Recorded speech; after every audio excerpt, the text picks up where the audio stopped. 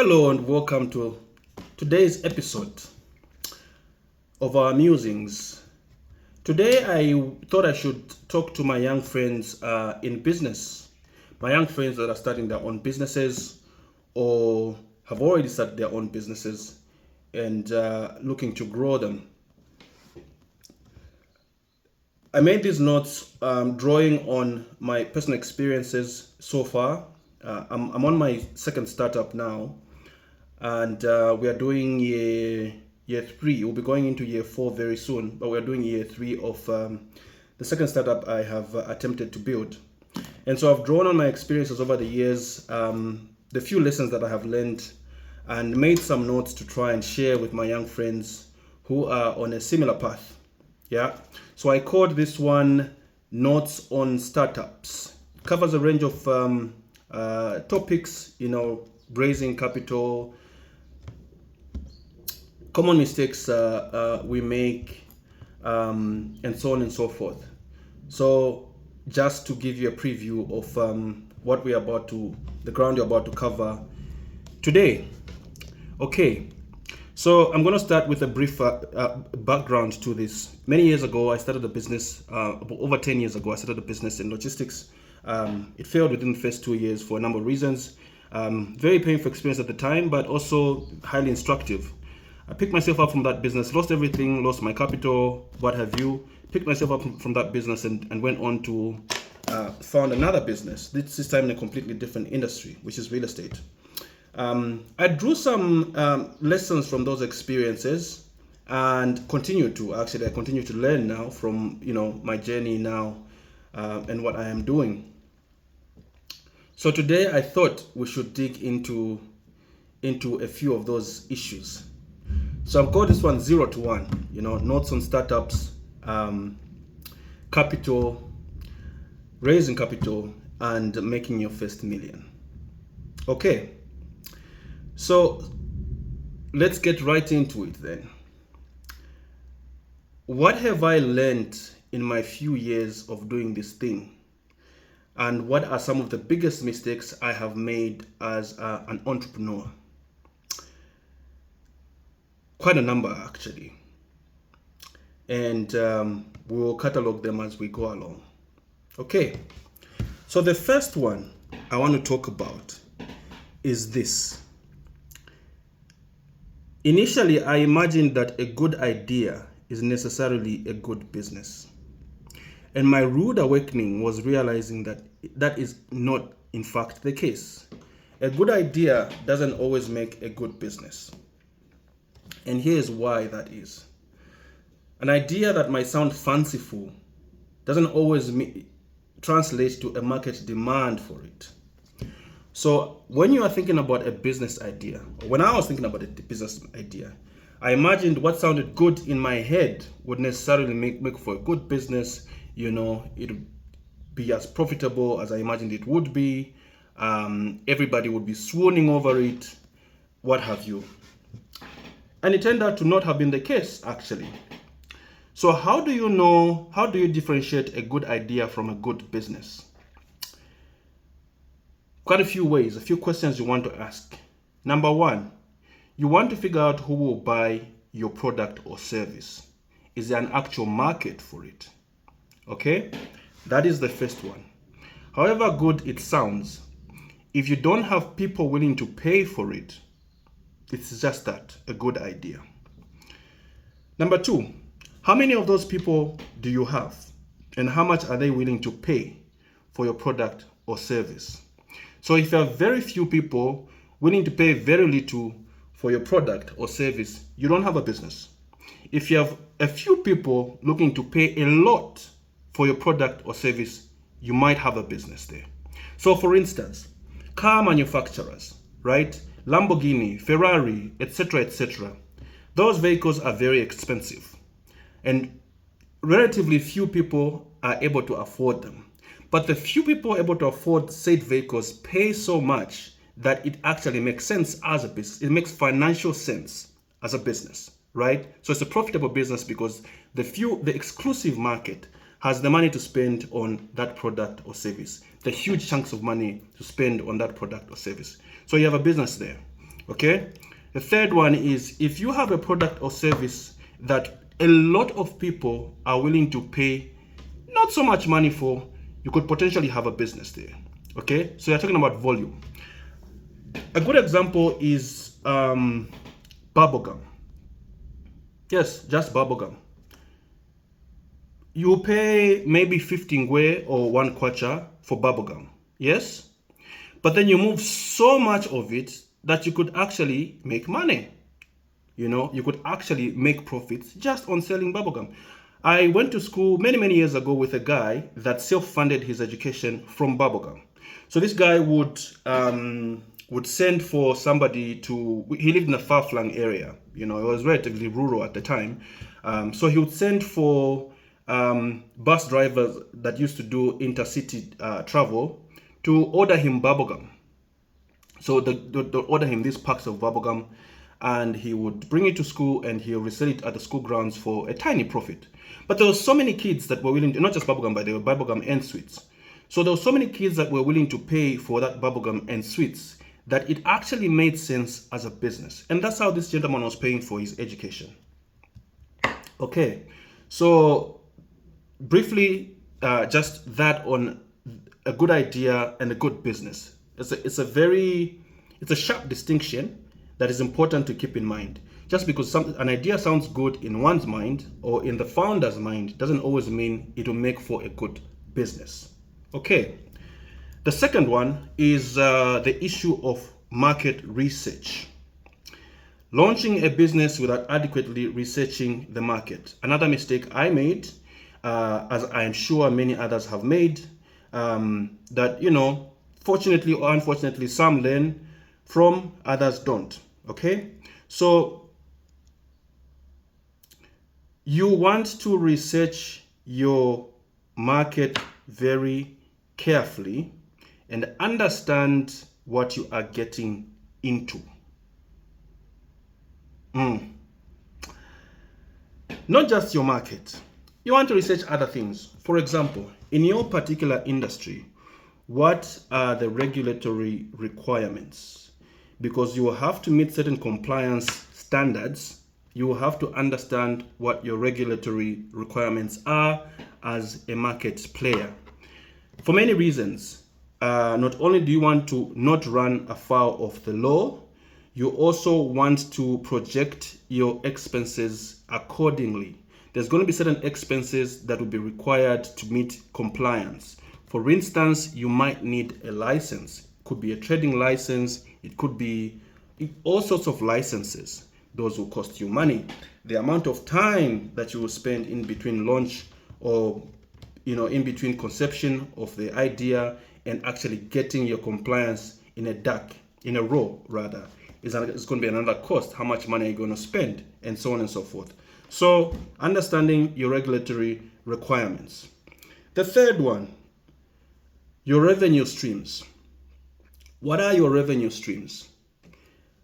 Many businesses have more than one revenue stream. You will notice, for example, in agro-processing, yes, or agribusiness, as it were. You find a business that is it's an agro-processing business necessarily, but it is also integrated backwards. So for instance, if a business runs a chain of butcheries, okay, if they run a chain of butcheries, they also likely own their own abattoir, at least after a while. Initially, maybe when they don't have that much money, they might not, but they might own their own abattoir down the line. Not only that, they might also own their own livestock, okay? So they own the entire supply or value chain. Now, what happens there is not only do they make money from the selling of meat product, okay? Beef, pork, bacon, what have you. They also have other byproduct from their product. So if you slaughter cattle, for example, the animal skin is a byproduct. Okay, what do you do with that byproduct? Do you get rid of it? Do you just let it go to waste? What do you do? So you would think about how to monetize that thing. and you would think about either maybe finding people that might have a use for it. Manufacturers, for example, of many different things use animal skin for their product. For example, people that make furniture use animal skin. People that make clothing use animal skin. I know it's not very popular with Peter, but yes, it's a thing. It's a huge business, actually. You know, you've seen fur coats and so on and so forth as animal skin. So that is another revenue product aside the main. That's another revenue stream aside the main revenue stream that is the selling of the actual meat product. So important to think about how many revenue streams your business can generate and how you try and monetize whatever revenue streams those are, you know, for profitability. Okay. On research, the other one is the issue of the market in terms of rivals. If you're going to launch a product or service, you do well to think about the market, and you do well to think about your rivals in that market, because that will be your competition. Okay, so you want to look at your rivals, you want to look at their place in the market, you want to look at their service or product offering. How superior or inferior is it, or would it be to what you intend to bring onto the market? Okay, which tells you about your business's chances of making it in that particular market. Okay, a common mistake we make also around this subject is projecting our interests onto our customers. So basically thinking that because I'm interested in a particular thing, then that thing will necessarily find interest in customers as well. For instance, I'm a fan of football. I'm a soccer fan, okay? And so I might have a fancy idea for starting a sports shop in my area, okay? Now, there could be many soccer lovers in my particular area, or there couldn't. I don't know. But I want to think about how many people would be interested in the products I have to sell, the football regalia, the equipment, you know, boots, if I'm selling boots, footballs themselves, you know, balls, and so on and so forth. Because if it's just an interest of mine that is not shared by the customers out there, again, I do not have a business. Okay. What are some of the ways to find this out? You could speak to customers directly. You could go to the market and seek to understand what people are looking for or are interested in paying money for. Location, okay? Another kill or make or break factor in doing your research. Your location could make or break your business. Sometimes it might be the difference between a highly super profitable business and one that is just not working. Do you have the right location for the business? How much will it cost you for that location? How secure is it? By security, I mean how much tenure can you secure for it? What's the length of lease if you're going to lease it from somebody? What's the length of lease you could secure for that particular location? And I bring this up because sometimes you know it's not uncommon to find people secure a location for a business, start trading, and things are looking really well. You know, they're making money or they're starting to make money, but then they don't secure a long enough lease. You know. And then their landlord comes in after a while to say, listen, I have somebody else that's willing to pay me more for this location, or, you know, just politely find some other excuse to, you know, get you to leave the location or whatever. And then you find yourself scrambling for a different location as well, and so on and so forth. So just crossing out those T's, you want to think about how much money you have on hand, how much money you'd be willing to spend, you'd be looking to spend over a given time, in securing the ideal location for your business and the tenure of your lease as well. Okay, moving on to the next one, marketing. a very important one. Took me a while to understand this as well. If nobody knows about you or nobody knows about your business, you don't have a business. You might have a business that is a good business sitting there, but you don't actually have a business because it's not generating you money. Okay, so marketing is you cannot over or underestimate the importance of marketing to every business. Now, I understand that you might not always have a marketing budget. Sometimes, especially when you're starting out, you're very thin on resources. You don't really have much in the way of money to spend on everything. You're stretching every last coin as far as you possibly could. So if you don't have a big marketing budget, luckily today we have many avenues that you could potentially take advantage of for marketing.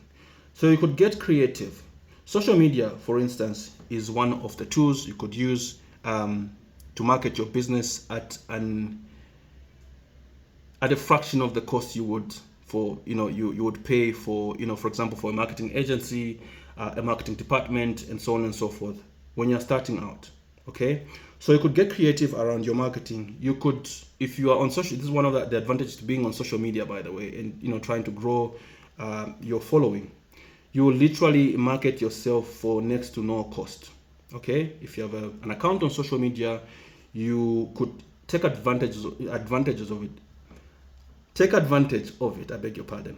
You could take advantage of it to market your business or product or service. Okay, so marketing, very important. Do not overlook marketing in growing and sustaining your business.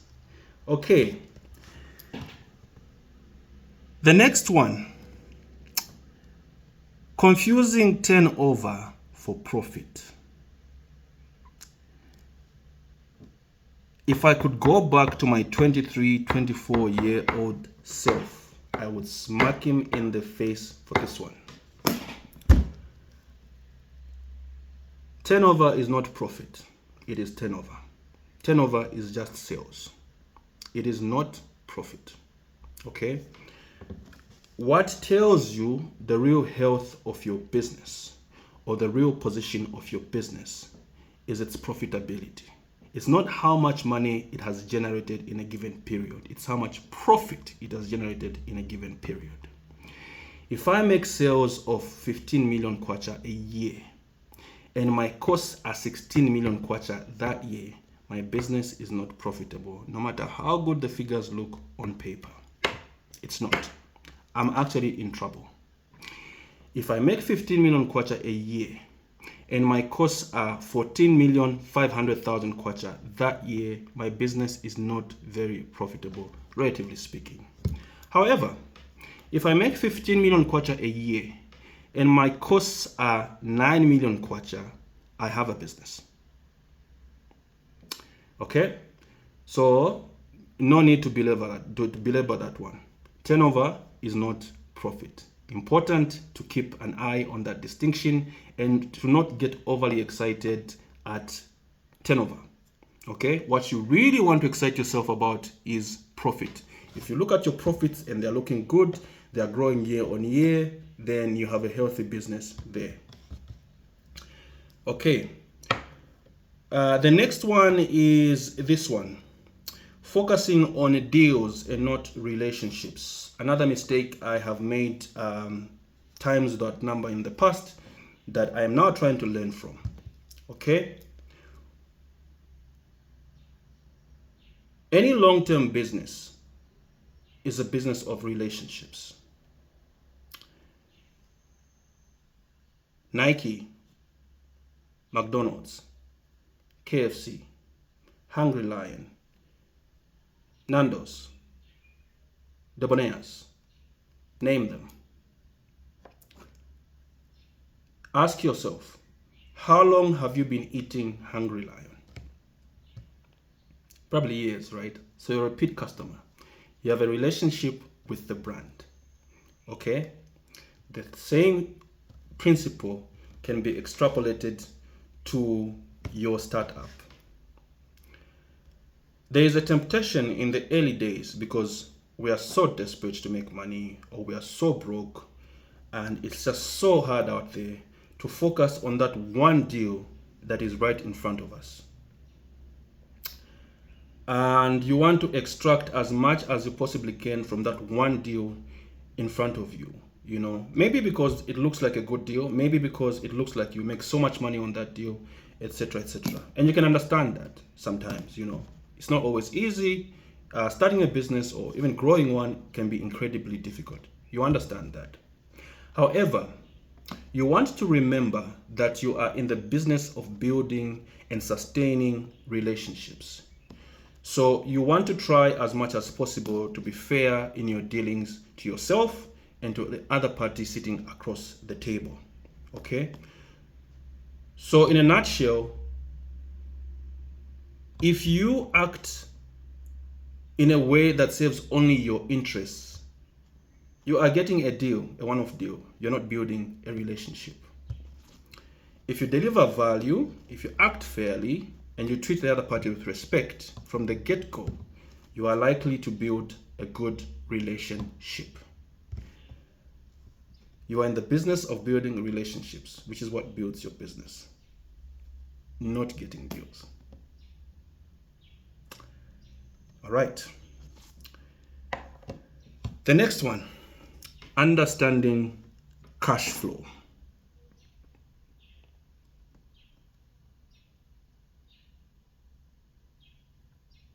Turnover is vanity. Profit, sanity. Cash flow, reality. Cash flow is the lifeblood of every business. If you have a business that has a poor cash flow, it's only a matter of time before it runs into trouble.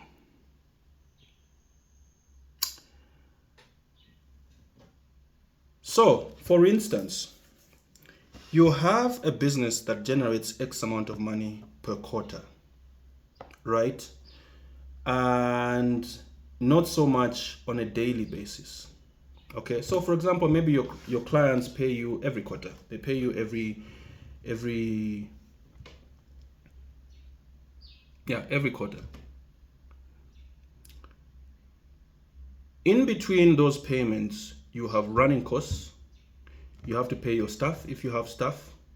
You have to pay your rent for the premises if you have rent for the premises. You have to pay yourself. You have to pay your for your gas, you know, to run the business, for your transportation to and fro. You have all those running costs. Okay. In between one payment and the next payment, you have to cover those costs. And so you have to think about or worry about how you manage your cash flow, your cash when it comes in. Basically, cash flow is money coming in versus money going out, as well as the intervals. Okay, so how much money do you have coming in? How much money do you have going out? And what are the intervals between those two things happening? That is your cash flow. The healthier your cash flow, the shorter the period between money coming in and money going out. Okay, and the more consistent that is, the healthier the business. The longer those periods and the less consistent they are, the riskier the business. Understanding cash flow, very important for your business.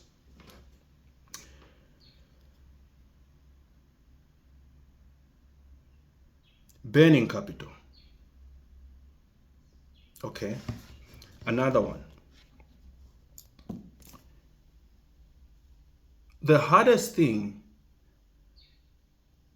One of the hardest things in starting a business is acquiring the finance. If you're not going to inherit it, If you don't have, if you're not a trust fund baby, I'm sorry to my trust fund friends. It's not a job, but you know, you are going to catch some strays, but yeah. So if you are not going to inherit money to start a business or dispose of an asset you inherited or what have you, one of the hardest things you'll ever do is to raise capital for your business. And so when you finally get that capital, you treat it, you are very precious about it because you understand the challenges that come with raising it, right? So then you want to think about your burn rate, okay? So basically, in between launch of your business and it achieving profitability, you are going to need money. The amount of money you will need that period is your burn rate. All right? You want to keep your burn rate as low as possible because you do not know, you're not very sure how that thing will go. You also want to turn profitable as quick as possible. Okay, so two things. Burn rate, you want to keep it low as possible. Okay. Profitability, you want to get there as quick as possible because the longer it takes for you to get profitable, the more cash you burn. And the more cash you burn, the sooner you run out of cash if it's just sitting there. And the sooner you run out of cash, you're in trouble. So what are some of the ways to, some of the things to think about there? Number one, you want to keep your overheads as low as possible for as long as you can. A common mistake we make, for example, is acquiring offices too soon or too early after launching a business, because that is a fixed cost, right? Office space is a fixed overhead. So you want to ask yourself, does your business really need office space at that particular time, or can it wait some more? Could you run it out of your house, for instance? There's examples of many businesses that have run out of bedrooms, for example, or garages and so on and so forth for quite a while before they actually moved to an actual office space. So that's one way to avoid to keep your burn rate low, or you keep your overhead low. Okay.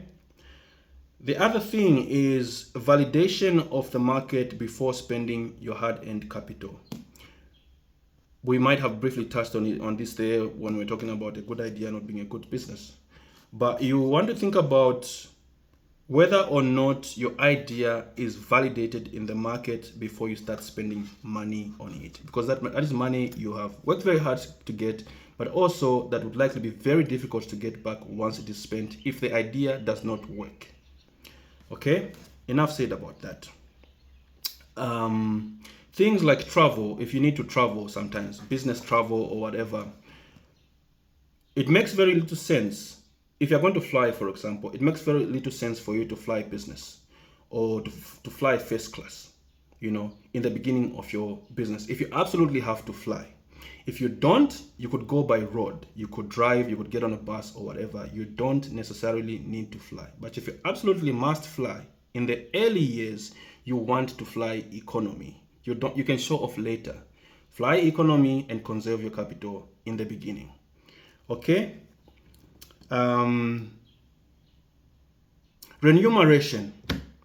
How much are you paying yourself in the beginning? This is especially true for founders, business founders. So I have so much money sitting in my bank account, and I get tempted to start paying myself X amount of money early on in the business because, well, I can, okay? But can the business actually support it? As a matter of fact, you will find most times that founders are the least paid people in the business, especially in the early years. You could probably be more generous with your employees than you are with yourself as the founder. And that's because, well, somebody has to do it, right? Somebody has to take on that burden. Somebody has to take care of the finances. Somebody has to make sure that the business is in a healthy financial state. So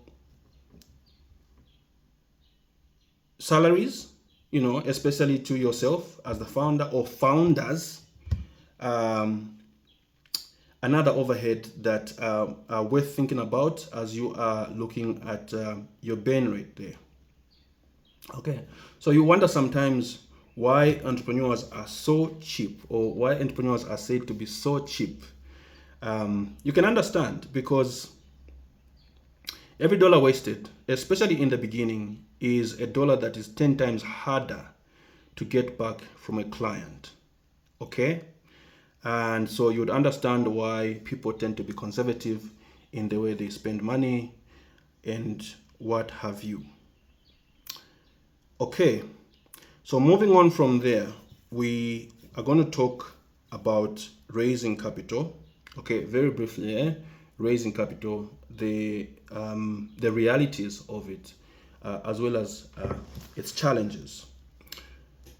Several ways to do it. You could work for it. You could get a job and save some money, and then use your savings to launch your business. That's one option. You could ask from the bank of mom and dad, if that is an option for you. Family and friends. Okay, the 3 F's, they call them: fools, family, and friends. Yes. So you could ask from your family and friends. You could borrow from your family and friends to fund your idea or your startup. You could work for the money. You could save your money. You could save your salary, and then use your savings to fund the business. Or you could offer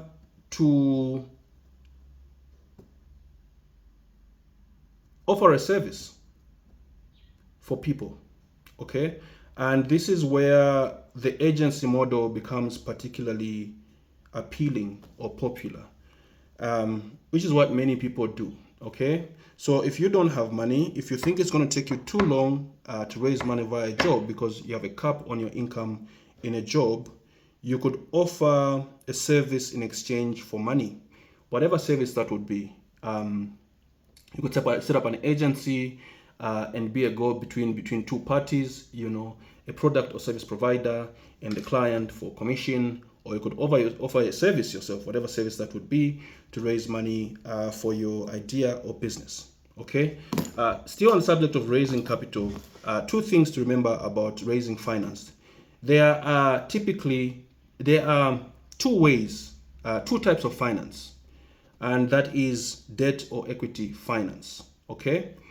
When you're raising money, particularly in this case from institutional investors. Okay, so if you're going to look for money from a bank or other institutional investors, you do well to remember that either you're looking for equity finance or debt finance.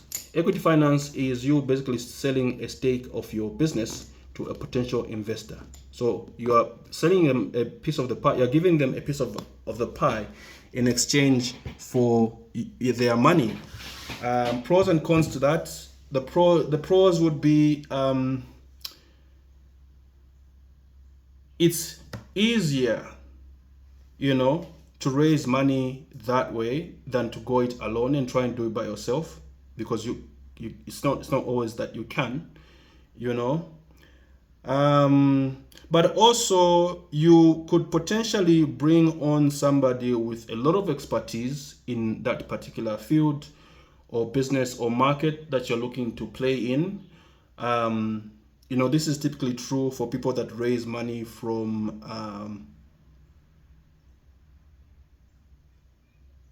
other business people. So you've seen shows, for example, like Shark Tank or Dragon's Den or The Apprentice and so on and so forth. When you get an investor like that, you give them a stake of your business for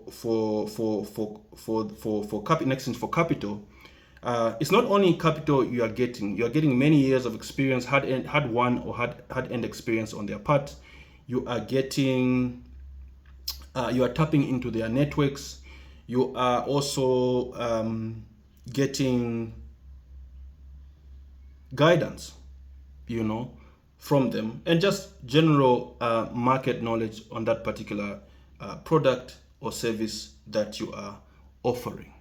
Okay, debt finance is slightly different. This one will be based on the money that your business is generating, which is what backs the underwriting of the loan. So basically, you are exchanging future income for a cash injection. Okay, that's what it is. They are lending you money on the projection of your earnings. Okay, so that's debt. Basically, that's what it is. Yes, that's what it is. Basically, you go to the bank and you say, listen, my business generates so much. These are our numbers. This is what we have been doing. We're looking to raise this much money, and here's how we intend to pay it. So they'll look at your financials, they'll look at your forecasts, and then they will see, they will underwrite the loan. They will see if you are in a position to pay back as and when you say you will pay back, if the business is healthy enough to sustain those financial obligations. And based on that assessment, you will either be granted or denied. Your application will either be approved or denied. But that's basically what it is: debt and equity finance. Two things to remember. Okay. Still on the subject of raising money, another thing worth pointing out is the issue of skin in the game for the person or people looking to raise said money. When you go to somebody to ask their input in your business, financial input in your business or your idea, typically they want to see your commitment as the entrepreneur yourself or the founder. They want to see that you have a lot of skin in the game. How much do you have to lose or gain depending on the success or failure on that venture? And a good way to demonstrate that is the extent to which you have invested yourself, okay, in that business. So if you go to somebody with an idea that you haven't thoroughly worked on, that you haven't spent any money on, yourself, that you haven't been willing to risk or lose anything on, and you say, listen, I have this idea, I need you to lend me so much money, they would look at you and say, mate, what is your skin in this game? If I loan you my money, what is the likelihood I will lose my money or I'll get it back, or that you would grow my money? Okay. So you want to show that, and you want to show that by demonstrating your investment in your particular venture. Sweat equity is another thing. How hard have you worked on that particular venture or business, startup, what have you? How hard have you worked? What is the extent to which you have invested yourself, your energies, your time, your mental and other resources? How much of your personal money have you put in, if you have at all?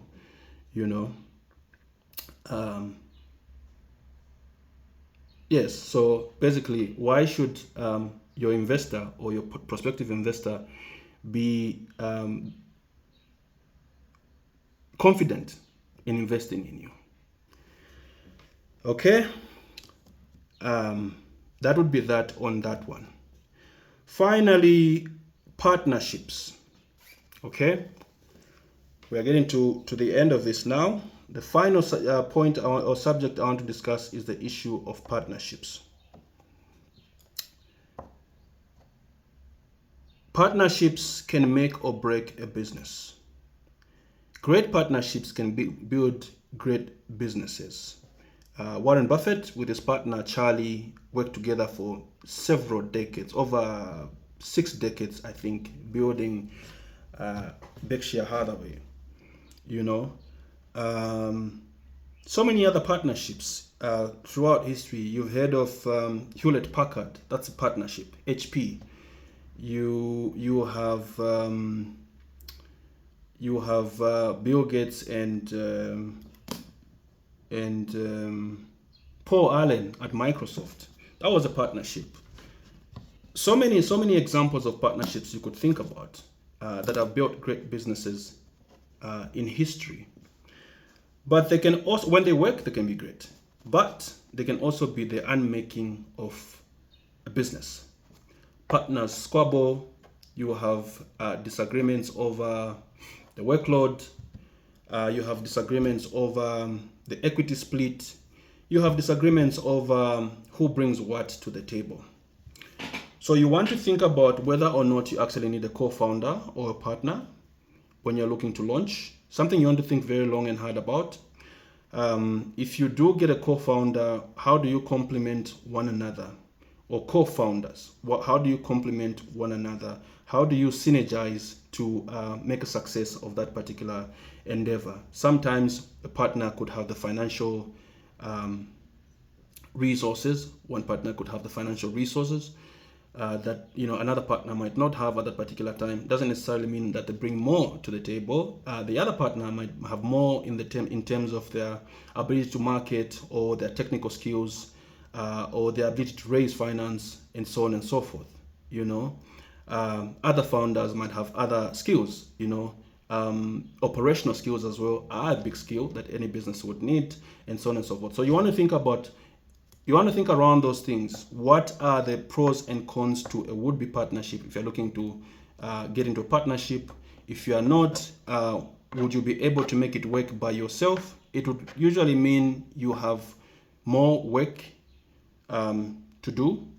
You have very little in the way of emotional support, which is another thing. That is another benefit to having partners. When it gets really tough, you sometimes need moral and emotional support from your co-founders, because it will get tough at a point.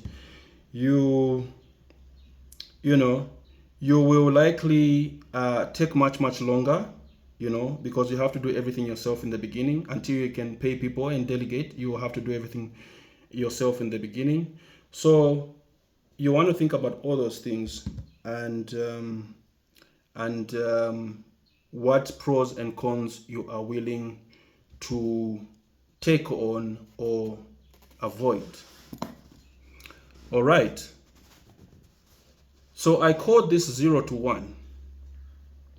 Notes on startups, raising capital, and making your first million. And I was going to close with that last bit by saying that I cannot tell you how to make your first million because I don't know. I don't know what business you're doing. I don't know what market you're in, and so on and so forth. I will tell you, however, that making that first million is probably the hardest bit of it all. Okay, the first million is almost feels impossible, but when you do, and if you keep those fundamentals, the second million is almost inevitable. Okay, so good luck on your journey. I have every confidence in you. I know that you have very high hopes for yourself. I know how much this means to you.